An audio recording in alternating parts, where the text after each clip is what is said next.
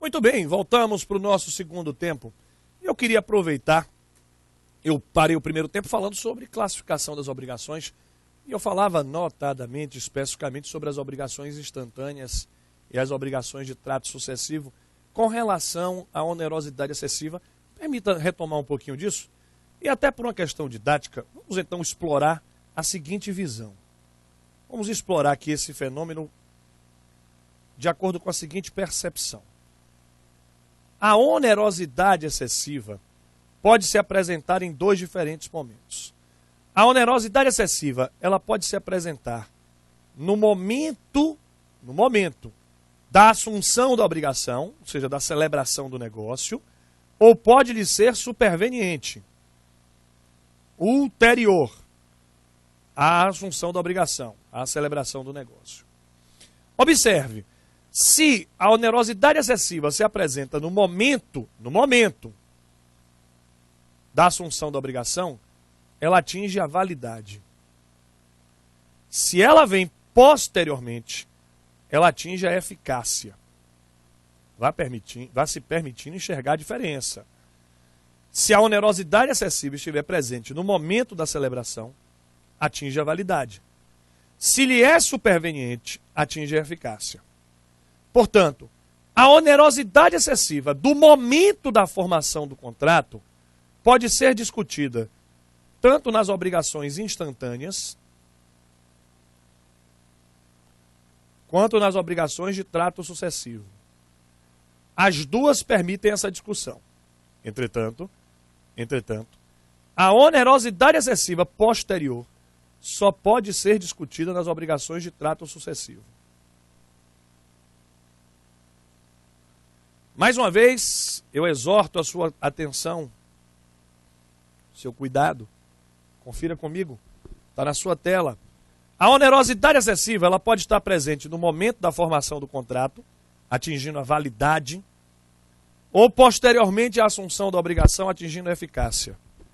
É importante você perceber, se a onerosidade excessiva estiver presente no momento da formação, atinge tanto as obrigações instantâneas, quanto as obrigações de trato sucessivo. Porém, se ela lhe é superveniente, ela só pode ser discutida nas obrigações de trato sucessivo. Ligado nesse detalhe, hein? E vamos juntos avançando para o próximo critério classificatório. Vamos falar das obrigações agora quanto aos elementos acidentais. Mais um critério classificatório na aula de hoje. Aqui as obrigações podem ser puras. Essas obrigações também são chamadas de simples. Puras e simples. Muito bem. Elas podem ser condicionais, a termo ou com encargo. Com encargo também são chamadas de modais. Daqui a pouco você verá o porquê. Então vamos lá. Primeiro, as obrigações puras e simples. Primeiramente, puras e simples. São aquelas obrigações que não estão sujeitas a qualquer controle de eficácia. São aquelas que não têm condição, não têm termo e não têm encargo. A sua eficácia é imediata. Compra e venda à vista. Doação pura. Compra e venda à vista e doação pura são obrigações puras, simples, porque a sua eficácia é imediata, sem qualquer controle, sem qualquer condição, sem qualquer termo e sem qualquer encargo. Contudo, diferentemente, o Código Civil, por outro lado, o Código Civil autoriza a inserção de condição, de termo e de encargo nas obrigações. As obrigações, portanto, podem estar submetidas a condição, termo, encargo. Comigo agora, as obrigações podem estar submetidas a uma condição e elas serão chamadas de condicionais. Não é isso? Obrigação condicional é aquela que está submetida a um evento futuro e incerto. Não é isso uma condição? Evento futuro e incerto. E quando uma obrigação for condicional, submetida a um evento futuro e incerto, a sua eficácia é condicional. A sua eficácia é condicional. Um bom exemplo, esse exemplo é maravilhoso, todo mundo vai lembrar comigo. Doação ao nascituro. 542 do Código Civil. 542 do Código Civil, doação ao nascituro. A doação ao nascituro, evento futuro incerto, vai nascer, não vai nascer? A doação ao nascituro é um exemplo de obrigação condicional. Aqui eu lhe chamo a atenção para os dois tipos de condição. E é importante você estar atento a esse detalhe. A condição pode ser suspensiva ou resolutiva. Confira comigo. Confira comigo aqui. Primeiro deixa eu marcar. O implemento da condição pode cessar a eficácia, quando ela for resolutiva, ou liberar a eficácia, quando ela for suspensiva. Vamos enxergar isso aqui, olha. As condições jurídicas, elas podem ser suspensivas, resolutivas. Simples assim, quer ver? Condição suspensiva é aquela cujo advento, cujo implementada a condição, os efeitos serão liberados. Os efeitos serão liberados. Condição resolutiva é aquela que, implementada, os efeitos cessam. Os efeitos cessam. Os efeitos serão extintos. Ou seja, a grande distinção, a grande divergência entre a condição suspensiva e resolutiva é saber se os efeitos serão libertos ou se serão cassados. Condição resolutiva cessa os efeitos. Condição suspensiva libera os efeitos. E essa é a grande divergência, a grande distinção entre um e outro, sabendo que as condições podem assumir ambas as figuras. Pois bem, por outro lado, as obrigações a termo. Obrigações a termo são aquelas submetidas a um evento futuro e inevitável. Bom, aqui eu me permito lhe chamar a atenção para essa divergência.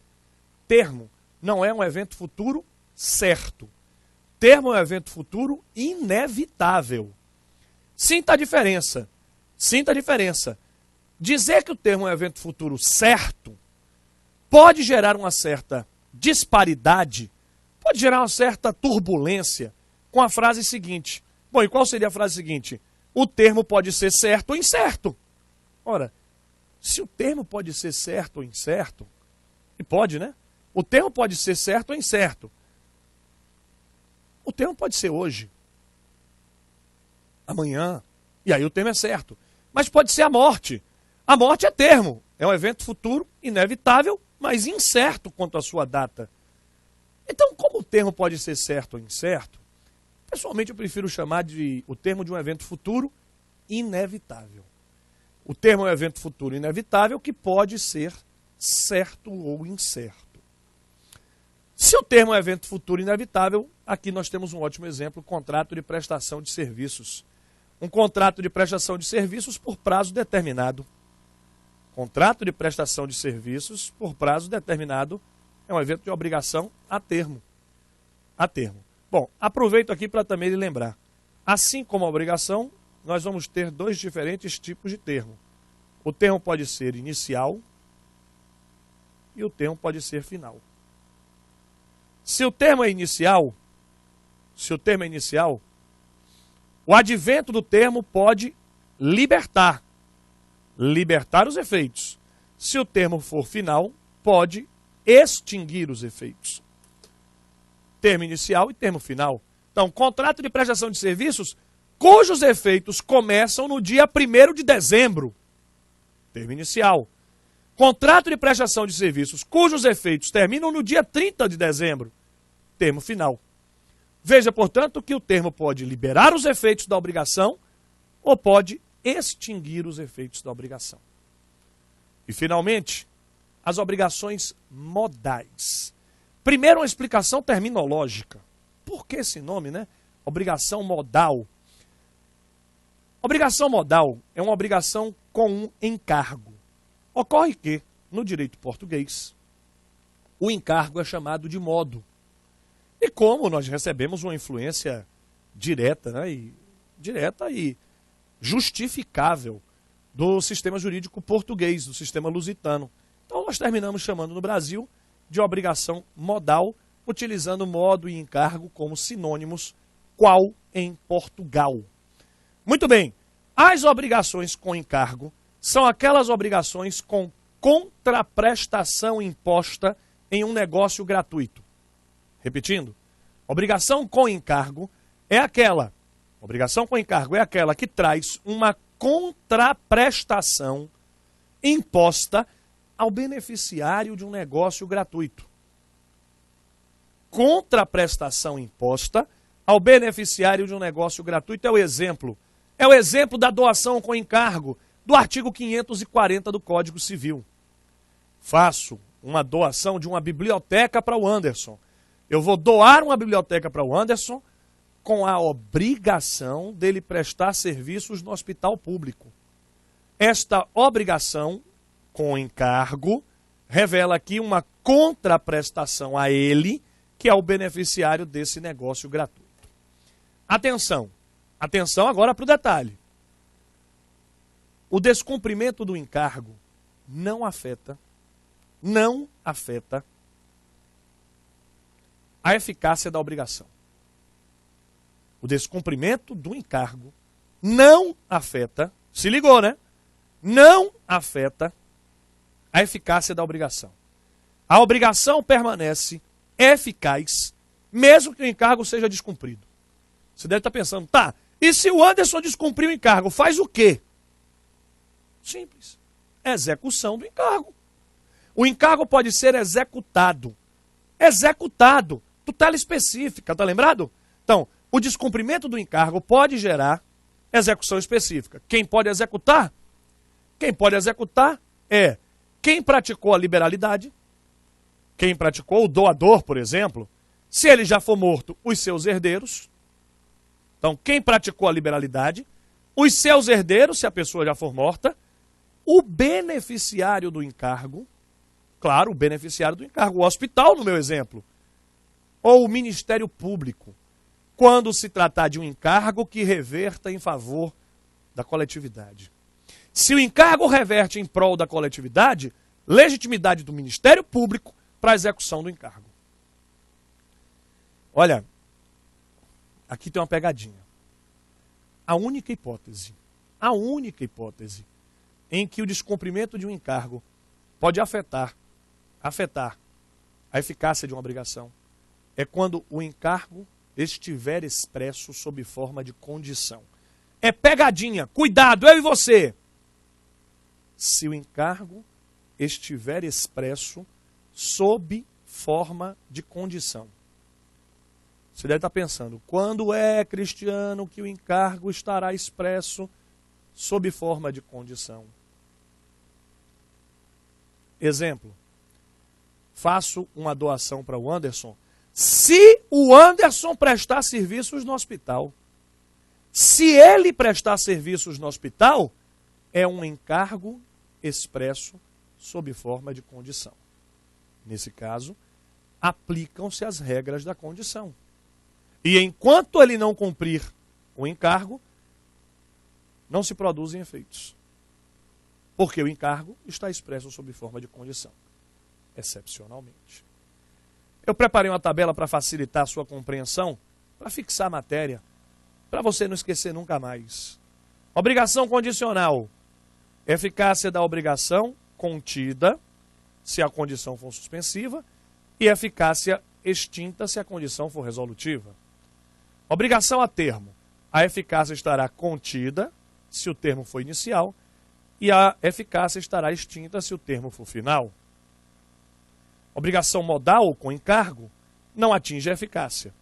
Não atinge a eficácia, você já sabe, exceto se o encargo estiver expresso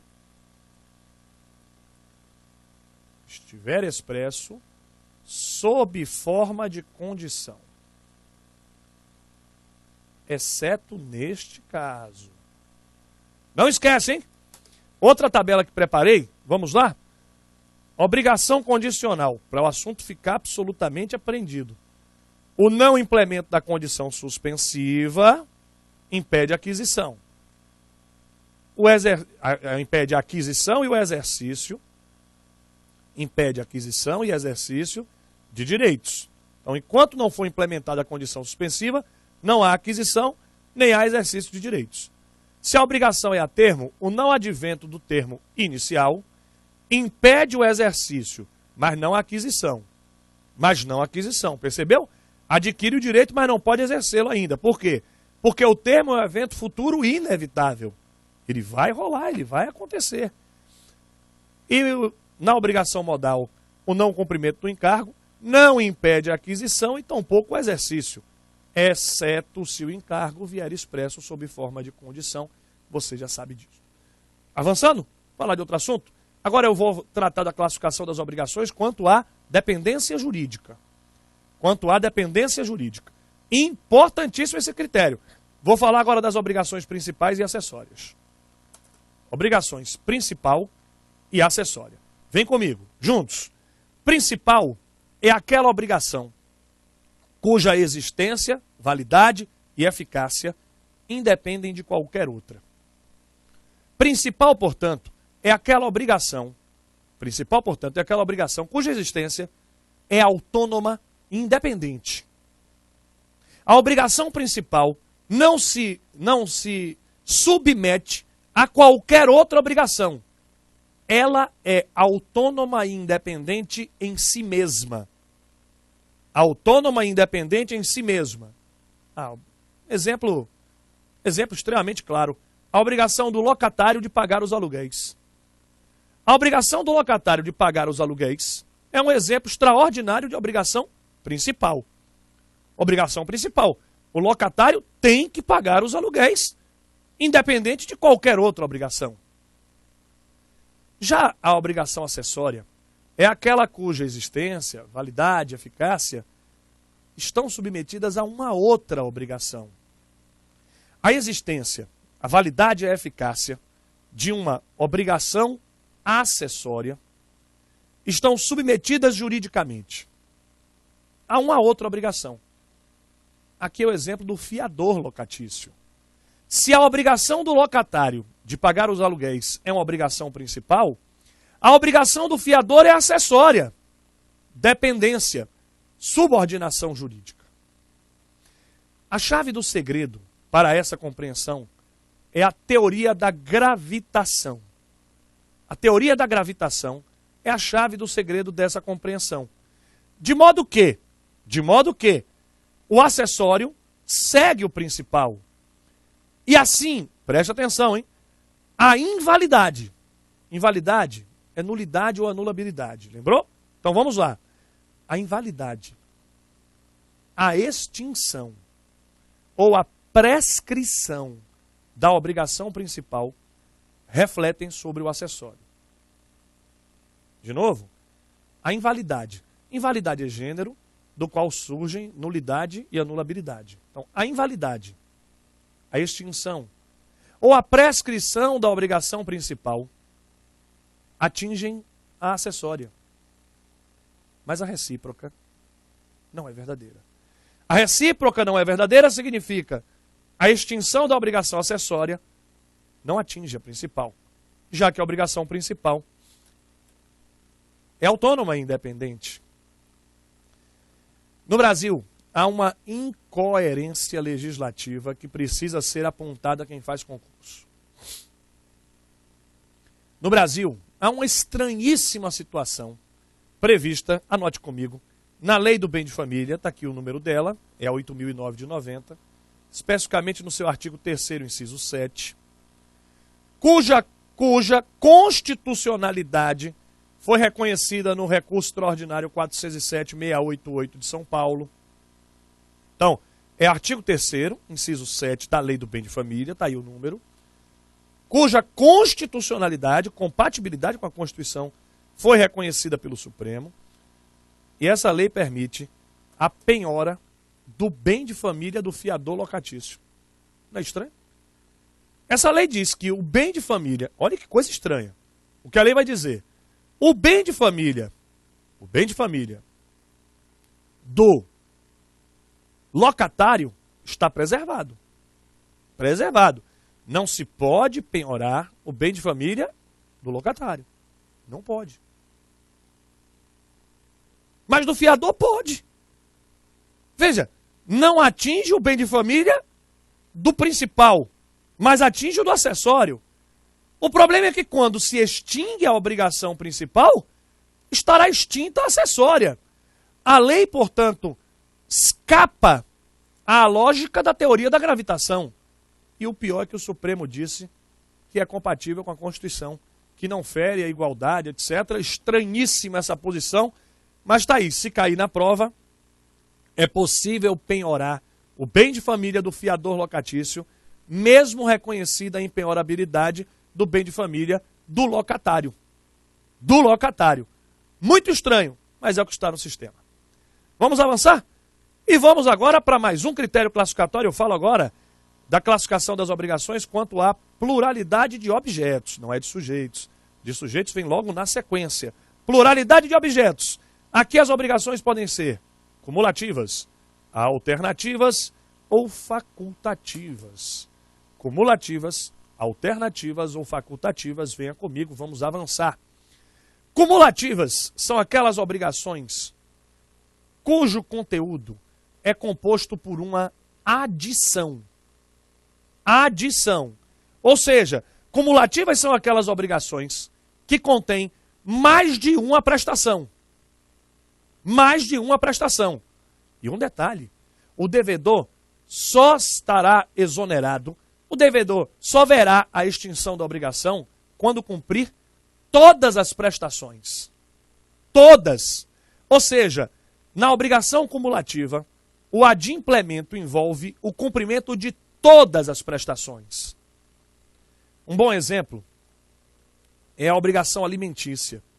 Não é incomum nas obrigações alimentícias verificar uma decisão que impõe ao devedor pagar pensão alimentícia em dinheiro e in natura. Tem isso, né? O pai terá que prestar para o filho tanto em dinheiro e mais pagar a escola, pagar o plano de saúde, entregar uma cesta básica. Ali nós temos obrigação cumulativa. Pensão, que é dinheiro, e mais obrigação in natura. Enquanto não forem entregues todas as prestações, a obrigação não terá sido cumprida. Não terá sido cumprida. Pois bem, diferentemente, as obrigações alternativas, se ligou? As obrigações alternativas são aquelas que trazem no seu conteúdo, no seu objeto, uma possibilidade disjuntiva. Ou seja, possibilidade disjuntiva significa escolha. Exemplificando, é isto ou aquilo. Não é isto e aquilo, como na cumulativa. Aqui é isto ou aquilo. Pagamento em dinheiro ou entrega de um carro. Devedor, ou você paga em dinheiro, ou você entrega um carro. Isto ou aquilo. E aí você percebe com clareza que o cerne, o segredo da obrigação alternativa está na escolha. Escolha. E essa escolha é chamada de concentração da dívida. Concentração da dívida. É o que se chama na escolha. Confira comigo o artigo 252. 252 é o Código Civil que está aqui na sua tela.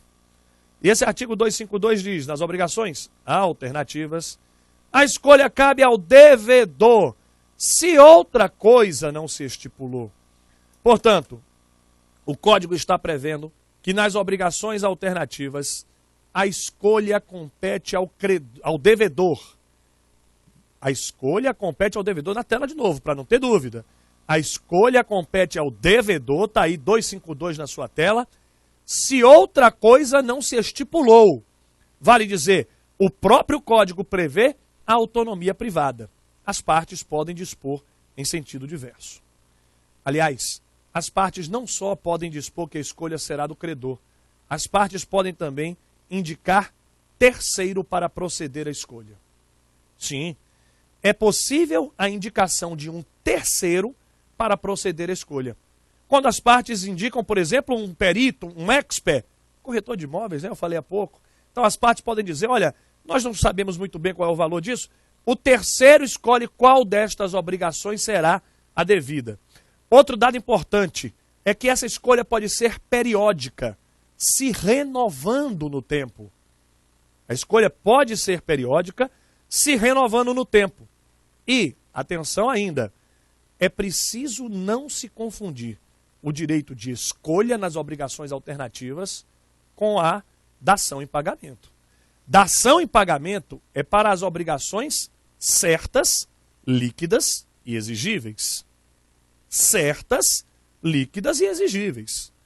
Uma obrigação de dar dinheiro e o credor aceita do devedor coisa diversa. Isso é dação em pagamento. Na dação em pagamento, portanto, já houve o inadimplemento.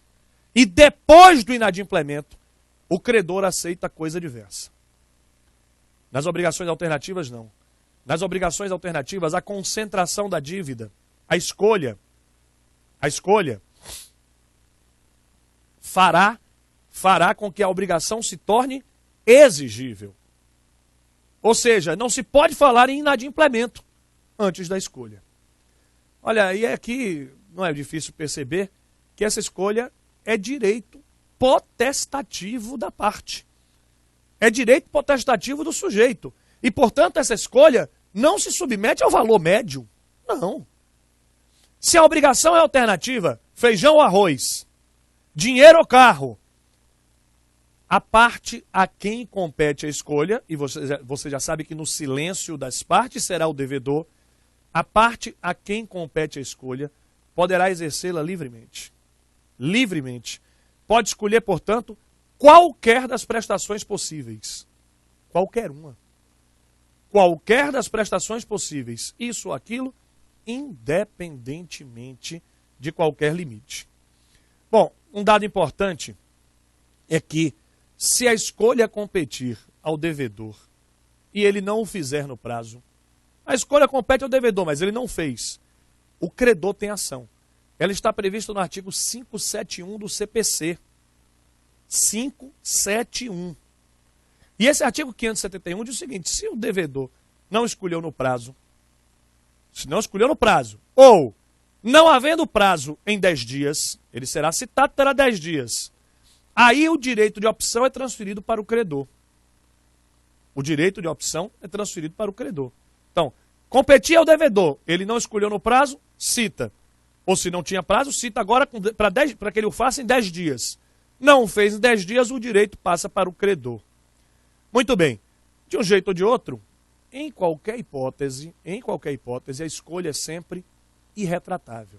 Feita a escolha na obrigação alternativa, aplica-se a irretratabilidade. Olha, o mais importante nas obrigações alternativas, o que há de mais relevante, sem dúvida nenhuma, está no inadimplemento. Nas obrigações alternativas, a chave do segredo é o inadimplemento. Se houver perecimento, o que é perecimento? Perda ou deterioração. Se houver perecimento, perda ou deterioração, sem culpa do devedor, sem culpa, então não teve culpa do devedor e as prestações alternativas pereceram, extingue-se a obrigação. Se todas pereceram, extingue-se a obrigação. Se uma delas pereceu, a obrigação deixou de ser alternativa e passou a ser simples. Se uma pereceu sem culpa. Se uma pereceu sem culpa, deixou de ser alternativa, se tornou simples. Se todas pereceram sem culpa, extingue-se a obrigação. Extingue-se a obrigação. Mas se o perecimento foi culposo, havendo perecimento culposo, aí depende de quem foi a culpa. Se a culpa foi de quem ia escolher, não vai afetar a obrigação. Escolhe o que sobrou. Mas se a culpa foi da outra parte, aí quem ia escolher optará entre escolher o que restou ou perdas e danos. Se a culpa foi de quem ia escolher, sem problema. Vai escolher o que restou. Mas se a culpa foi da outra parte, quem ia escolher optará, escolherá entre o que restou ou perdas e danos em relação àquilo que pereceu. Logicamente, direito potestativo de quem vai escolher. Estas são as obrigações alternativas, mas eu tenho que falar ainda das facultativas, e dela eu falo daqui a pouquinho na volta do nosso segundo intervalo.